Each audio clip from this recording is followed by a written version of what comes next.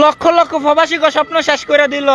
আমি বুঝে লাইছি ভাই, কুত্তার লেঙ্গু যেমন সোজা হয় না, একটা সুদ খাওয়া মানুষ তেমন ঠিক হয় না। হ্যাঁ বলে পৃথিবীর সবচাইতে সম্মানিত ব্যক্তি লাল গালিশার শুভেচ্ছা জানায়, এটাই কি সম্মানিত ব্যক্তি? ভাল লাগে রে হালা আমার অনলাইনে কান্দাকাটি করে। আচ্ছা, তুই যে কান্দাকাটি করতে আসছিস, ডক্টর ইউনূস মালয়েশিয়া আইলো, বাঙালি লেগে কিছু করলো না।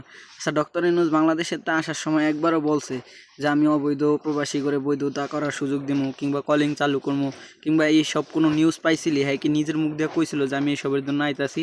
বেটা এই যে বিজনেসের বিষয়ে কথা বলতে, বেটা বিজনেসের বিষয়ে কথা বলে গেছে।